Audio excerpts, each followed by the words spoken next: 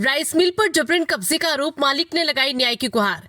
Shirdi rice industry के मालिक संजीव अग्रवाल ने आरोप लगाया कि दलजीत कौर और भजन सिंह ने उनकी मिल को जबरन कब्जाने की कोशिश की है। संजीव ने बताया कि उन्होंने अपनी मिल 5 करोड़ रुपए में बेचने का सौदा किया था, लेकिन आरोपियों ने स्टाम्प ड्यूटी बचाने के लिए 4 करोड़ रुपए में इकरारनामा पंजीकृत करवाया। संजीव ने आरोप लगाया कि आरोपियों ने तय समय पर रजिस्ट्री नहीं करवाई और अब 6 करोड़ रुपए में सौदा कर रहे हैं। 50 साल से है, लेकिन बीजेपी की सत्ता में फायदा उठा रहे हैं, ये बहुत गलत बात है।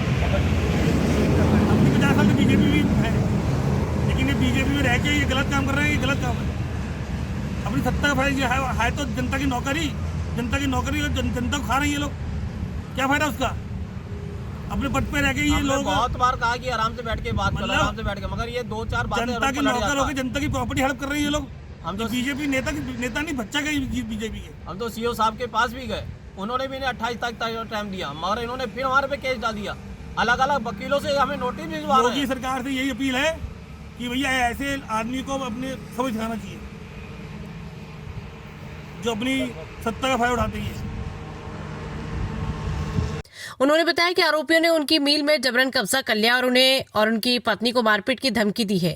संजीव ने बताया कि 26 फरवरी 2026 को आरोपियों ने उनकी मिल में घुसकर उन्हें और उनकी पत्नी को मारपीट की और जान से मारने की धमकी दी। उन्होंने पुलिस से शिकायत की और कानूनी कार्रवाई की मांग की है। संजीव ने आरोप लगाया कि आरोपियों ने सत्ता का अनुचित लाभ उठाकर उनकी संपत्ति को छीनने की कोशिश की।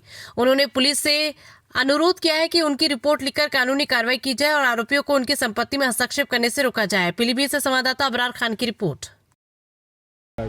मैं संजीव अग्रवाल शिरडी राइस मिल का पार्टनर हूं। मैंने अपनी राइस मिल जिला अध्यक्ष गुरबाग सिंह को बेची थी 5 करोड़ रुपए में। उन्होंने 3 महीने का प्रॉमिस करके और मिल का 1 साल का एग्रीमेंट करा लिया। 1 साल का एग्रीमेंट निकलने के बावजूद भी इन्होंने रजिस्ट्री नहीं कराई। कह रहे मेरे पास पैसे नहीं है, पहले रजिस्ट्री कर दो, मेरे से चेक ले लो, उसके बाद मेरी पेमेंट ले लेना। हमने मना कर दिया। उसके बाद इन्होंने 6 करोड़ में मेरी सौदा करी, उसका भी मैंने 3 महीने का टाइम दिया, तब भी इन्होंने रजिस्ट्री नहीं कराई।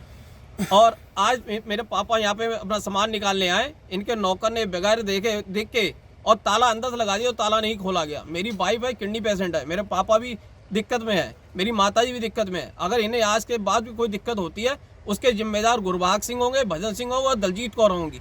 मैंने बहुत हाथ पैर जोड़े, सीओ साहब क्या, डीएम साहब क्या, योगी पोर्टल पे भी डाला, मगर मेरी कोई भी सुनवाई नहीं हुई।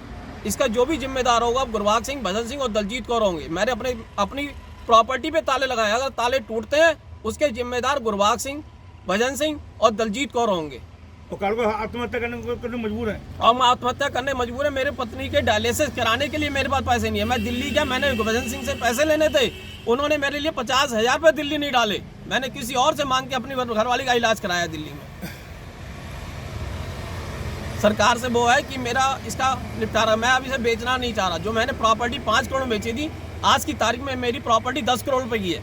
अगर वो 10 करोड़ में मेरा समझौता करते हैं तो मैं प्रॉपर्टी बेचूं, वरना मैं प्रॉपर्टी नहीं बेचना चाह रहा। और जो पैसे भी देने हैं, मैंने काश्तकारों को पैसे ही देना है। काश्तकार मुझे बहुत परेशान कर रहे हैं, बैंक भी मुझे प्रताड़ित कर रही है। ठीक है भैया, धन्यवाद।